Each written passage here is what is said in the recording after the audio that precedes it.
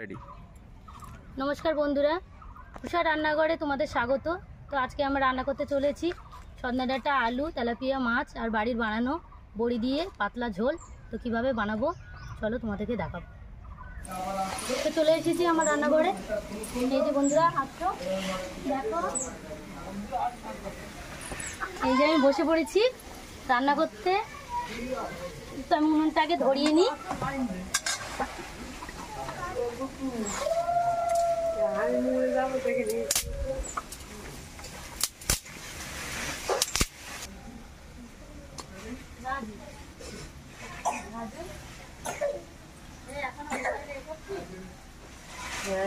চলো রেডি।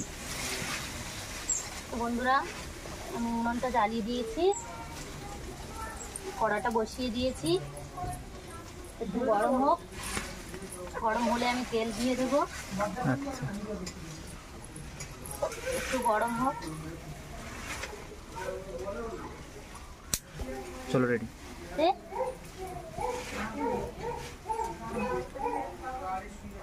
এই যে মাছকে ধুয়ে নুন হলুদ মাখিয়ে রেখে দিয়েছিলাম, সেইটা ভাজা করছি।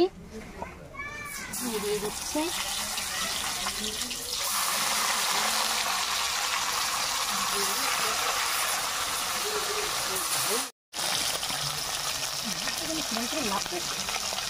তো বন্ধুরা, মাছ ভাজা আমার কমপ্লিট, লাল লাল করে ভেজে নিয়েছি। এবার তুলে নেব একটা একটা করে।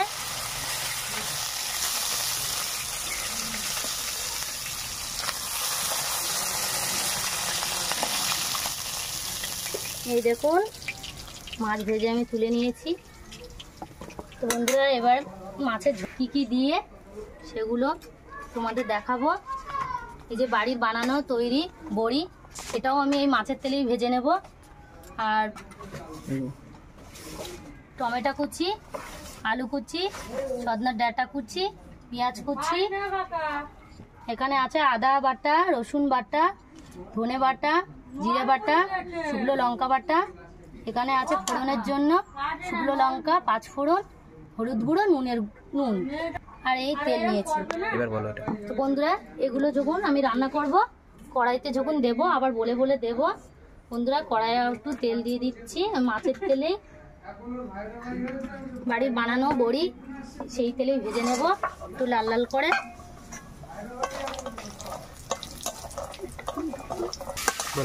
এই বন্ধুরা, এই বড়ি ভাজা হয়ে গেছে, আমি তুলে নেব। বেশি কড়া করে ভাজলে ভালো লাগবে না, একটু হালকা করে ভাজবো। বন্ধুরা, এই কড়াই আমি তেল দিয়ে দেবো। বন্ধুরা, তেল গরম হয়ে গেছে, তো আমি তেলে শুকনো লঙ্কা আর পাঁচ ফোড়ন দিচ্ছি। দিয়ে ভেজে রাখা পেঁয়াজটা এবার দিয়ে দেব। শুকনো লঙ্কা পাঁচ ফোড়ন দিয়ে নাড়াচাড়া করে ভেজে রাখা পেঁয়াজটা দিয়ে দিচ্ছি।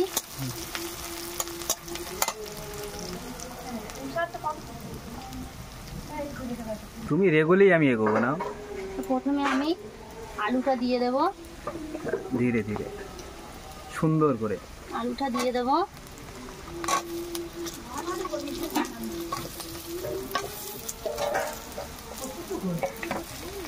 দিয়ে একটু নাড়াচাড়া করে নেব। জোরে দিয়ে দেব।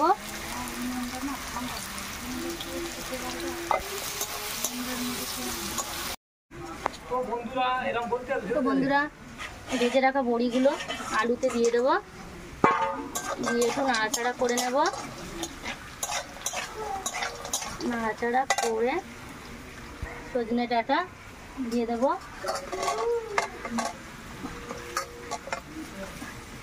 টমেটো কুচি দিয়ে দেব, দিয়ে একটু নাড়াচাড়া করে নেব।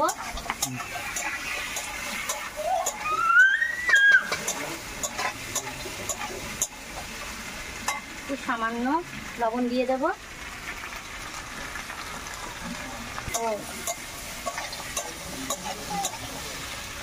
একটু নাড়াচাড়া করার পর দিয়ে দেবো। না এবার তুমি কি করতে করো। নাও রেডি। ঢাকাটা খুলি। না আবার দাও হলো রেডি। তো বন্ধুরা ঢাকনাটা খুলি, তারপরে আর একটু নেড়ে চেড়ে দেবো, দিয়ে মশলাগুলো এক এক করে দিয়ে দেবো।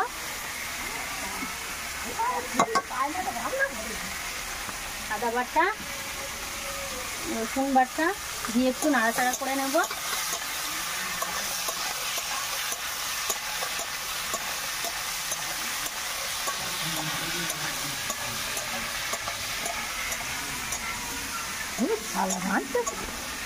আর বলুন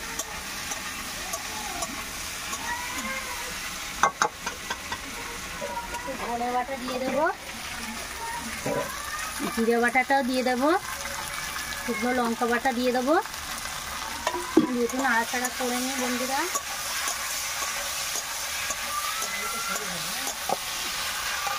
সামান্য হলুদ দিয়ে দেবো।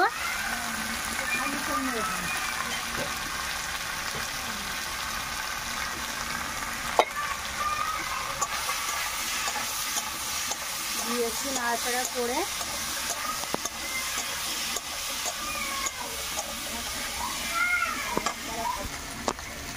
এইগুলো দেওয়ার পরে তরকারির কালারটা দেখো বন্ধুরা এরকম আসছে। বন্ধুরা একটু জল দিয়ে দেব, তাহলে তরকারির কালারটা আর একটু ভালো আসবে।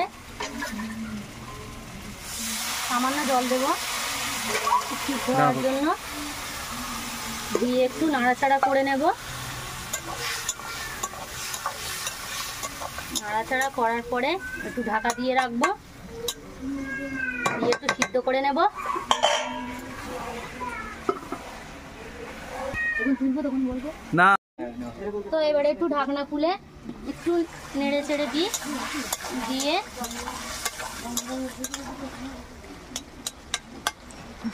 কোনো সিদ্ধ হয়নি,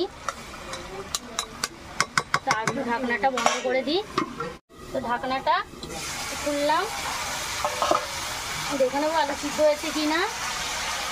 হ্যাঁ আলু সিদ্ধ হয়ে গেছে, একটু নাড়াচাড়া করে নিই, একটু ভালো করে কষিয়ে নিই, নিয়ে আমি জল দেবো, কিন্তু তার আগে একটু ভালো করে কষে নিতে হবে।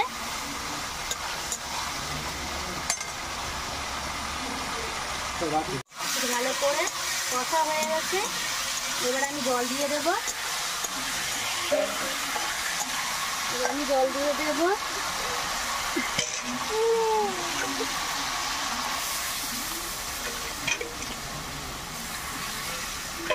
একটু ঝোলটা পাতলাই হবে, একটু বেশি করে জল দেব।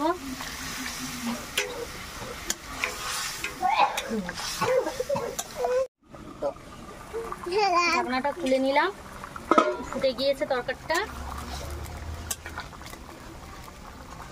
এবারে ভেজে রাখা মাছগুলো আমি দিয়ে দেব।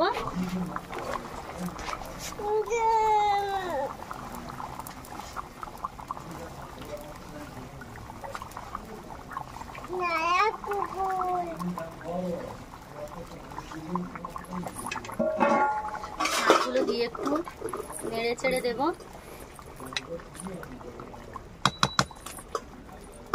দিয়ে আবার ঢাকা দিয়ে দেবো, একটু সিদ্ধ হোক। তো ঢাকনাটা খুলে দেখি সিদ্ধ হয়ে গেছে কি, তরকারিটা হয়ে গিয়েছে। মাছগুলো সিদ্ধ হয়ে গেছে, এবার আমি নামিয়ে নেব।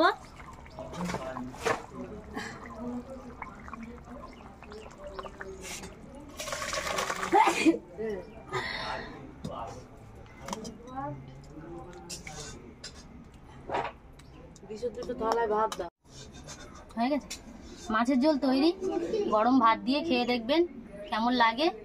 যদি ভালো লাগে আমাকে লাইক কমেন্ট শেয়ার করে জানাবেন।